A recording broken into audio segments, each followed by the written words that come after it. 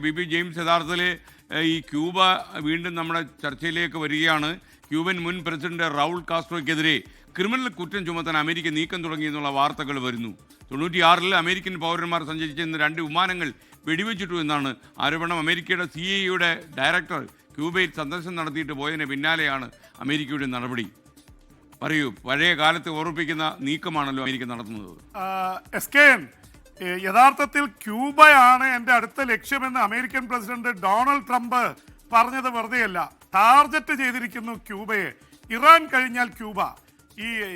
ഇയാൾ ഓരോ target fix ചെയ്യാണ്. നേരത്തെ വെനിൻസുല പിടിച്ചടക്കുക, അവിടുത്തെ എണ്ണ പിടിച്ചടക്കുക എന്നുള്ള ഇതായിരുന്നു. വെനിൻസുലൻ പ്രസിഡന്റ് മഡുറോയെയും ഭാര്യയെയും കൊണ്ടുപോയി അമേരിക്കയിലെ ജയിലിൽ താമസിപ്പിക്കുകയാണ്. ഇപ്പോൾ ഇറാനിൽ അവിടുത്തെ പരമോന്നത നേതാവ് അടക്കം പ്രമുഖ നേതാക്കളെയും സൈന്യാധിപന്മാരെയൊക്കെ കൊലപ്പെടുത്തി ഏതാണ്ട് 2000 പേരിലേറെ കൊല്ലപ്പെട്ട യുദ്ധം ആണ് നടന്നത്. ഇപ്പുറത്തും ഇസ്രായേലിലും നൂറുകണക്കിന് അവർ കൊല്ലപ്പെടുന്ന അവസ്ഥയുണ്ടായി. അപ്പോൾ എന്തായാലും ഇത് ഇപ്പം 3-ാം സ്ഥലമായിട്ട് കണ്ടെത്തിയിരിക്കുന്നത് ക്യൂബയാണ്.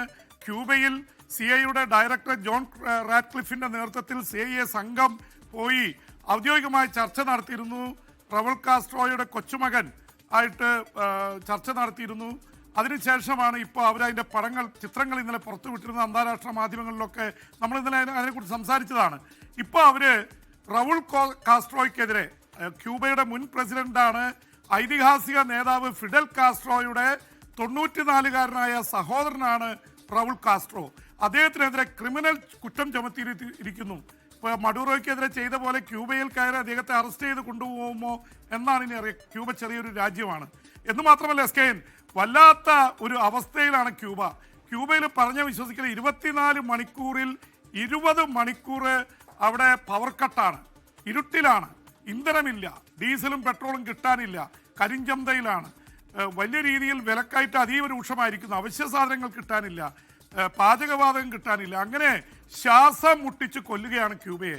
60കളിൽ പറഞ്ഞ പോലെ നേരത്തെ ക്യൂബ മിസൈൽ ക്രൈസിസ് ആണ് ഉണ്ടായിരുന്നത്. ജോൺ എഫ് കെന്നഡി അമേരിക്കയുടെ പ്രസിഡന്റ് ആയിരുന്ന കാലത്ത് അന്ന് ജോൺ എഫ് കെന്നഡിയുടെ ഭീഷണി അതായിരുന്നു, 48 മണിക്കൂറിനുള്ളിൽ സോവിയറ്റ് യൂണിയൻ ക്യൂബയിൽ നിന്ന് മിസൈൽ കൊണ്ടുപോയില്ലെങ്കിൽ ready for a war, third world war എന്നാണ് അന്ന് ജോൺ എഫ് കെന്നഡി ഭീഷണി മുഴക്കിയത്.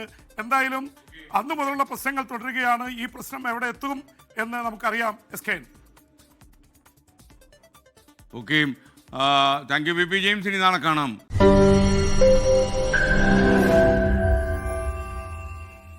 ലോകത്തെവിടെയായാലും ഏത് സമയത്തും 24 വാർത്തകളും ഓഗ്മെന്റഡ് റിയാലിറ്റി പാക്കേജുകളും എക്സ്പ്ലെയിനറുകളും വിശദമായി കാണാൻ ഞങ്ങളുടെ യൂട്യൂബ് ചാനൽ നിങ്ങൾക്ക് സബ്സ്ക്രൈബ് ചെയ്യാം.